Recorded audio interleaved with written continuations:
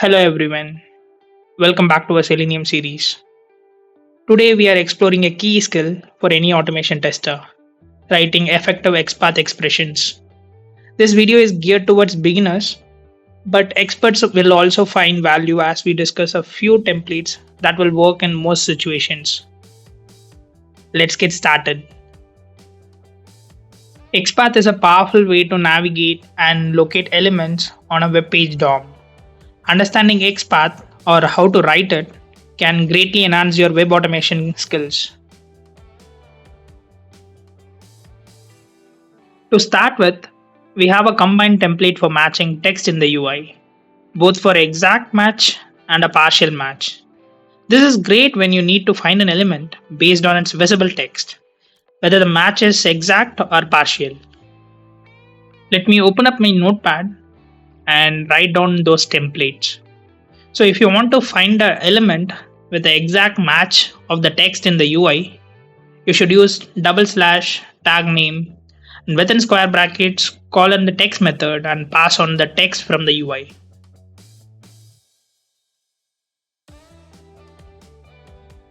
If you want with the partial match, it is the same template with a small tweak. So instead of right away using text method, you will be calling contains method and pass on the text as first argument and the actual text from the UI as second argument. Next, let's look at the combined template for matching elements based on their attributes. This template is incredibly useful for identifying elements by their attributes like ID or class or any other attribute that is provided by that web page. Let's move on to the notepad and write down the template for matching elements with attributes.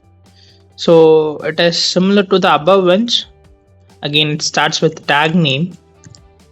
Here instead of text method, you will be using attribute name, and then you have to pass on the attribute value. And contains will be similar to this.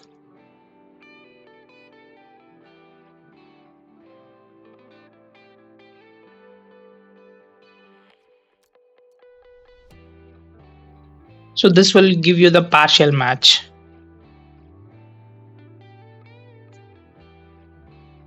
Now let's put these templates into practice with a quick demo. We'll combine all these templates to navigate and interact in the Amazon website.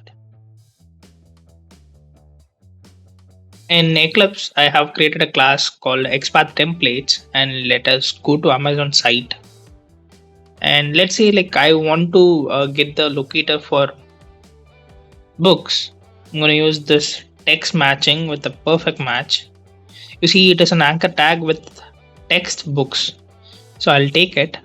It is again with the template /tag name, which is anchor tag. And then within square brackets, I'm calling in text method and I'm passing in books. So you see only one match. Let me paste it in notepad.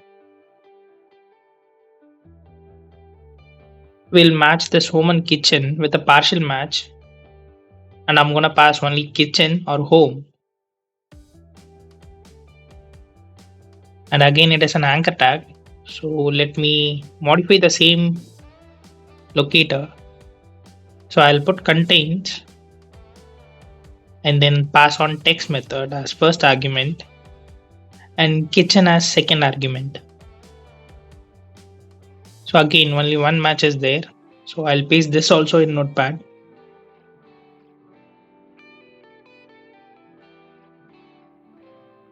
Let's move on to this attribute.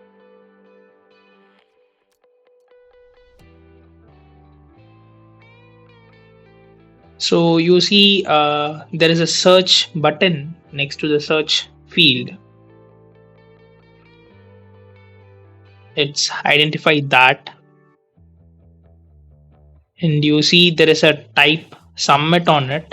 So the type is an attribute and submit is the value for it. And input is the tag. So we'll rewrite the XPath /input within square brackets. I'm going to say @type and then equal to submit.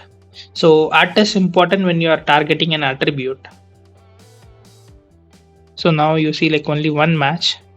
I'm going to paste that also in Notepad. And the final one, partial match with attribute. So let's take this input field itself. You see there is a placeholder search Amazon.in. So I'm going to use only the search part of it. Like I'm going to ignore the Amazon.in in it.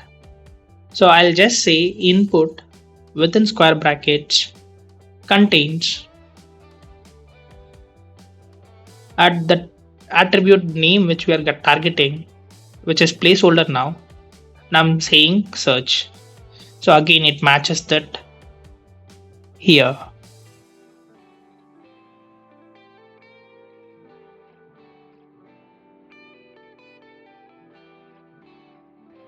Let's put all these locators in a demo program and run it.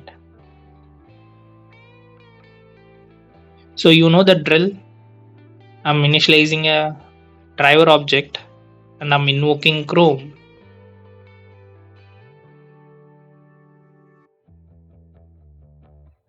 And I'm loading Amazon site. And I'll use all these elements. So I'll click on books, kitchen, then enter a text in that input field and click on that search button so that it will be in a sequence.